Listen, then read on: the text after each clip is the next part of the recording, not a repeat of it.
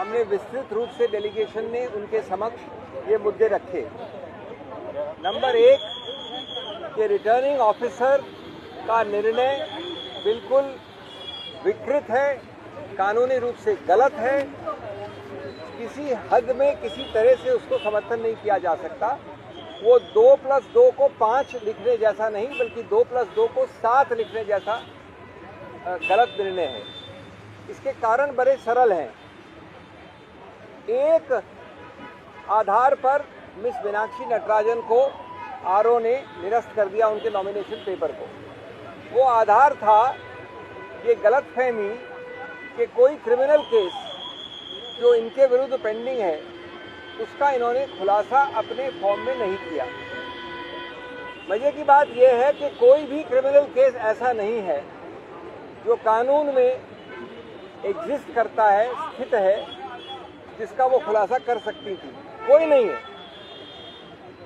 एक नोटिस आया है कोर्ट से कि आप आइए और बताइए कि हम कॉग्निजेंस इस केस का लें कि नहीं लें। ये पहली कक्षा का कानूनी विद्यार्थी जानता है कि कॉग्निजेंस यानी संज्ञान लेना एक प्राथमिक स्टेज होती है मैजिस्ट्रेट द्वारा, और वो इसलिए ली जाती है कि मैं ये निर्णय करूं कि ये केस आगे चलना चाहिए कि नहीं। बिना कॉग्निजेंस के कोई भी क्रिमिनल केस जन्मता ही नहीं है, क्रिएट ही नहीं होता है।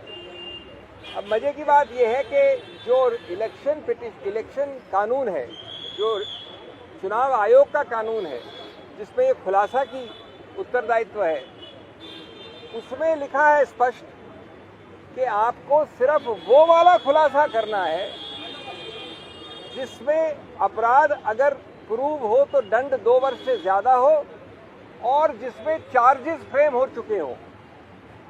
ये कानून में लिखा है सेक्शन 33A में, जो हमको पढ़ने की आवश्यकता नहीं है। उसका उत्तरदायित्व, उसका कर्तव्य है आरओ को देखने की। अब इसमें कॉग्निजेंस की प्रथम श्रेणी में नहीं आता ये, यानी मैजिस्ट्रेट ने अभी तक कॉग्निजेंस नहीं दिया। अगर और जब वो उनको सुनने के बाद, मिस मीनाक्षी नटराजन को सुनने के बाद कॉग्निजेंस लेंगे, संज्ञान लेंगे, उसके बाद तहकीकात होगी। तहकीकात के बाद चार्जशीट होगी अगर हुई, और चार्जशीट के बाद चार्जेस फ्रेम होंगे। यानी 3 आगे के अभी तक हिस्से बचे हैं। प्राथमिक हिस्सा संज्ञान का नहीं हुआ और आरओ ने मान लिया कि ये एक क्रिमिनल केस पेंडिंग है। ये जैसा मैंने कहा 2+2 को 7 लिखने वाली गलती है। इसके अलावा हमने कई मुद्दे और रखे और कहा कि इस प्रकार की एक बेहूदी गलती के कारण कोई भी राज्यसभा का नामांकित व्यक्ति शुरुआत में ही निरस्त नहीं किया जा सकता। ये गणतंत्र के विरुद्ध है, उनके सिद्धांतों के विरुद्ध है, नॉन लेवल प्लेइंग फील्ड बनाता है, और उस तरीके से देखा जाए तो मूल ढांचे को संविधान के उसको विकृत करता है। आप पहले ही किसी को रेस से हटा देते हैं जिससे कोई चुनाव ही ना हो।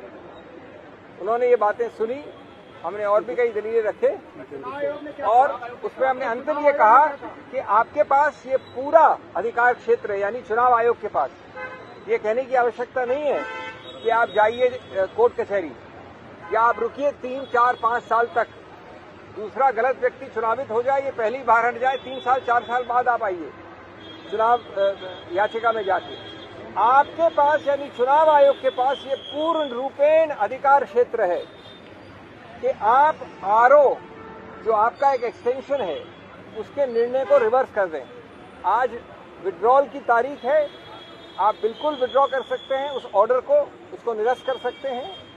आपने हरियाणा में जब 2 व्यक्तियों को गलत रूप से रिजेक्ट किया गया था या करा जा रहा था तो आपने हस्तक्षेप करके उसको सही किया था। आपने गुजरात में जो बैलेट कास्ट हो गए थे उनको भी फिर ठीक करने का प्रयत्न किया है। इसलिए बिल्कुल आप किसी रूप से अधिकार क्षेत्र के बिना हो या हेल्पलेस हो, ये